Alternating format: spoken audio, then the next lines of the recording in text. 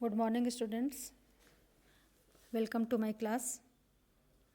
आज हम लोग चैप्टर नंबर 24 का ऑब्जेक्टिव क्वेश्चन आंसर सॉल्व करेंगे। तो चलिए शुरू करते हैं। क्वेश्चन नंबर 1, जब अर्थव्यवस्था पर राज्य के नियंत्रण को कम करके निजीकरण को प्रोत्साहन दिया जाता है तब इस दशा को कहा जाता है।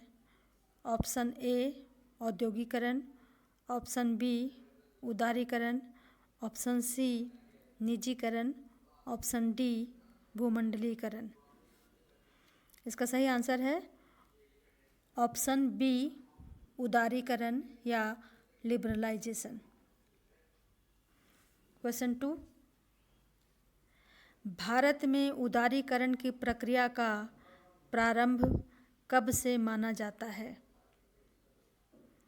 ऑप्शन ए सन 1961, ऑप्शन बी सन 1971, ऑप्शन सी सन 1981, ऑप्शन डी सन 1991। तो इसका सही आंसर है ऑप्शन डी सन 1991। क्वेश्चन नंबर 3, निम्नांकित में से कौन सी एक दशा उदारीकरण के समीपता को दर्शाती है? ऑप्शन ए समाजवादी अर्थव्यवस्था, ऑप्शन बी उद्योगों का आधुनिकीकरण, ऑप्शन सी मिश्रित अर्थव्यवस्था, ऑप्शन डी दृष्टिकोण की उदारता।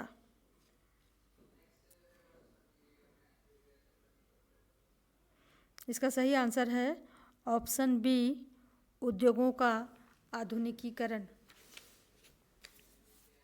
क्वेश्चन नंबर 4,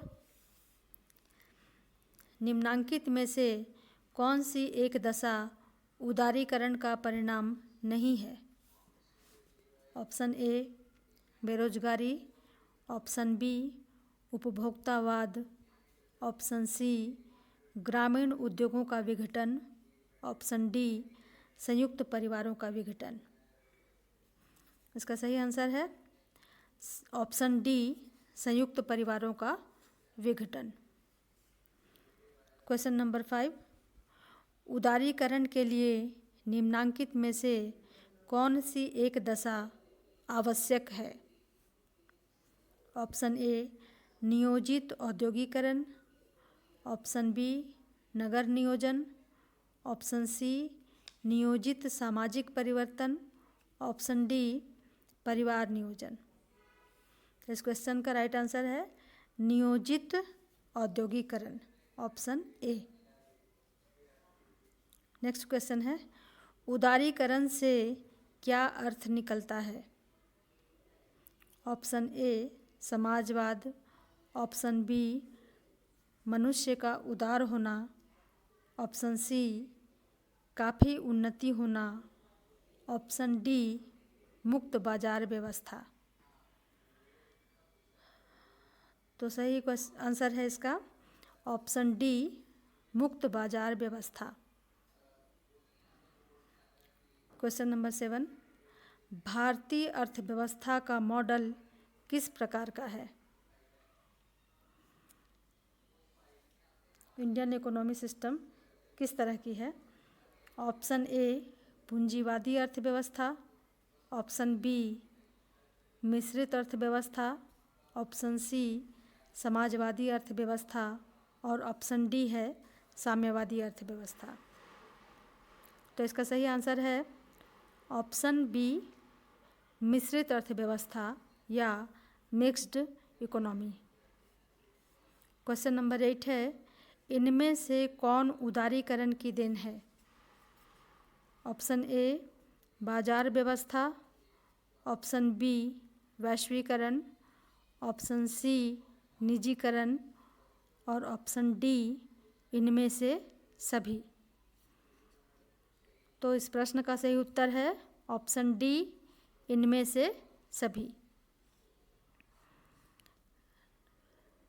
9th क्वेश्चन है, जिस नीति के अनुसार सरकार उद्योगों के मालिकों को फालतू कर्मचारियों को कार्य मुक्त करने का अधिकार देती है उसे कहा जाता है। ऑप्शन ए उदारीकरण की नीति, option B exit policy, option C free policy, option D retirement policy. तो इस प्रश्न का सही उत्तर है option B exit policy. Exit policy के अनुसार ही सरकार जो है वो विभिन्न उद्योगों के मालिकों को ये अधिकार देती है कि अपने अंदर काम कर रहे उन कर्मचारियों को जो उद्योग पर एक बोझ के रूप में रहते हैं या फालतू कर्मचारी रहते हैं, उन्हें वो एग्जिट पॉलिसी के द्वारा कार्य मुक्त कर सकते हैं। तो रिसेशन की बात हम जब करते हैं या हम अभी जैसे कि पैंडेमिक है अभी विश्व में जो चल रहा है कोविड-19 का, तो इसमें बहुत से बहुराष्ट्रीय कंपनियां जो हैं वो अपने कर्मचारियों को भी नौकरी से हटा दी है, नौकरी से हटा रहे हैं या उनके पैसे को कम कर रहे हैं। तो नौकरी से जो हटाने की बात है वो वही एग्जिट पॉलिसी के अधिकार के द्वारा वो कर रहे हैं कि अपने अधीन जो कर्मचारी जो उनके पास हैं वो कर्मचारी अगर उनके लिए उपयोगी नहीं है तो उन कर्मचारियों को वो कंपनियां अपने कार्य से मुक्त कर सकती हैं या अपने कंपनी से हटा सकती है। तो यही है उदारीकरण के फलस्वरूप एग्जिट पॉलिसी के द्वारा लोगों को काम से निष्कासित करना। ठीक है, तो आज के क्लास के लिए हमारा यही है, इतना ही है, जिसमें कि हम नियोजित औद्योगिकरण से उदारीकरण की ओर 24 चैप्टर को कंप्लीट करने के बाद उसके सारे ऑब्जेक्टिव प्रश्न का हमने उत्तर सहित यहाँ पे हमने हल किया है उन प्रश्नों को। और अगले क्लास में हम नए चैप्टर के साथ आपसे मिलेंगे और हमारा नया चैप्टर है, उसकी हेडिंग हम आपको बता दें। हेडिंग है चेंजेज इन क्लास स्ट्रक्चर या वर्ग संरचना में परिवर्तन। तो आज के क्लास के लिए इतना ही है, अगले क्लास में मिलते हैं। धन्यवाद।